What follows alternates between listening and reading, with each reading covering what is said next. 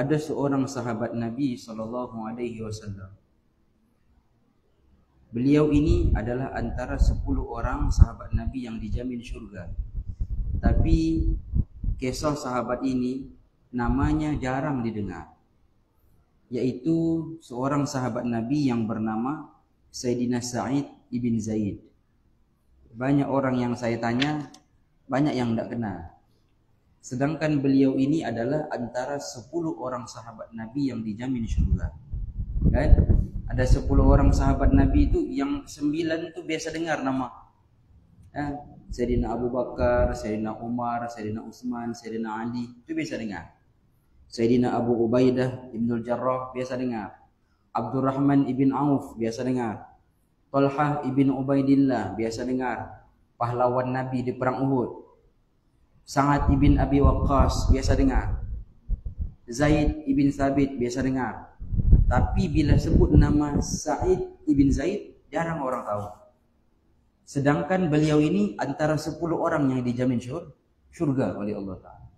Baik, Sa'id ibn Zaid ini, tuan-tuan sekalian, ada disebutkan di dalam riwayat yang sahih tentang kelebihannya di sisi Allah Ta'ala, yaitu beliau ini sangat dimuliakan oleh Allah Ta'ala. Dia ada kedudukan istimewa.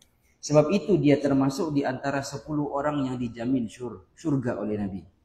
Baik, kisah Sa'id ibn Zaid ni tuan-tuan, ada satu part yang menarik, ya, yaitu beliau ini pernah difitnah, pernah diuji dalam hidup dia, dituduh dia mencuri oleh seorang wanita di zaman dia. Waktu itu dia hidup di zaman pemerintahan khalifah di bawah kerajaan Muawiyah. Waktu itu Madinah diperintah oleh seorang gubernur khalifah namanya Marwan ibn Hakam. Khalifah Marwan ibn Hakam. Sa'id ibn Zaid ini tuan-tuan, dia dituduh mencuri tanah oleh seorang wanita. Nama wanita itu Arwah binti Uwais namanya. Jadi Arwah ini dia pergi jumpa gubernur khalifah. Khalifah ni macam ketua menteri lah tuan-tuan zaman kita sekarang. Dia pergi jumpa khalifah, ketua menteri. Dia mengadu. Dia kata, tuan mesti bantu saya, pasal ada orang pergi curi saya punya tanah. Khalifah tanya, siapa yang ambil? Dia kata, Sa'id ibn Zaid. Khalifah pun tak percaya, pasal ini sahabat Nabi SAW. Dia pun terima aduan tu, dia pergi panggil Sa'id. Dia panggil.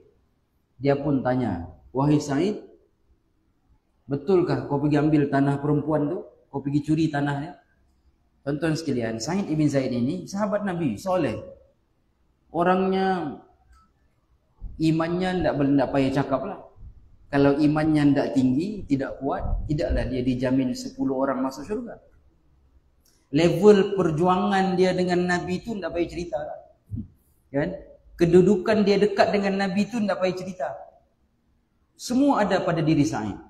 Tapi bila dia dipanggil, dituduh mencuri, tuan-tuan sekalian, dia jawab dengan tenang. Dia kata, wahai Amirul Mukminin, wahai Khalifah, adakah tuan percaya saya ini mencuri?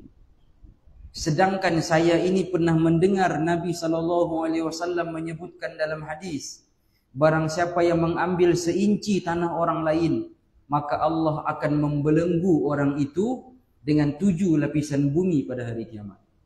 Dia kata, saya yang dengar hadis itu dari Nabi, takkan saya boleh mencuri? Dia kata begitulah. Tapi dia tidak melenting. Dia jawab dengan penuh hikmah. Tapi walaupun begitu, siasatan dijalankan.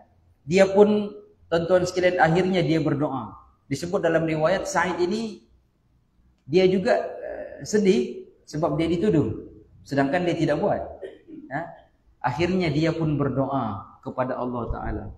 Dia kata, Allahumma in kana kadhibatan fa'ammu basariha waqtulha fi ardiha. Dia doa, wahai Allah, kalau perempuan ni menipu, tunjukkan kebenaran, butakan mata dia dan matikan dia di tempat tinggal dia sendiri.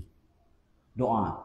Yang doa ni sahabat Nabi 10 orang dijamin syurga. Tuan-tuan sekalian, mana tidak dimakbulkan Allah Ta'ala. Akhirnya tuan-tuan sekalian, tak lama selepas itu perempuan itu jatuh sakit, buta mata dia. Allah hilangkan terus penglihatan dia, buta mata dia. dan dia akhirnya mati di tempat tanah rumahnya sendiri. Ada riwayat yang menyebutkan dia terjatuh dalam telaga, yang telaga itu dalam kawasan tanah rumah dia sendiri. Dan sebelum dia jatuh mati dalam telaga itu, dia sempat berkata, saya telah terkena doanya Sa'id ibn Zaid. Asabatni da'watu Sa'id, dia kata. Habislah aku sudah terkena doa Sa'id ibn Zaid. Tuan-tuan sekalian, pengajaran kisah ni, satu cerita tentang kemuliaan sahabat Nabi ini. Yang pertama, yang jarang didengar. Yang kedua, kata ulama, kisah ini memberi satu pengajaran besar kepada kita semua, iaitu takutlah kita kepada doa orang-orang yang dizalimi. Doa orang dizalimi ni bahaya tuan-tuan. Dia lebih bahaya dari racun. Dia lebih bahaya dari racun, doa orang dizalimi. Sebab doa orang dizalimi tidak ada hijab. Kata Nabi, ittaqu da'watal mazlum. Takutlah kamu kepada doa orang-orang yang dizalimi. Kerana doa mereka dengan Allah tidak ada perantaraan, tidak ada hijab, tidak ada ditapis.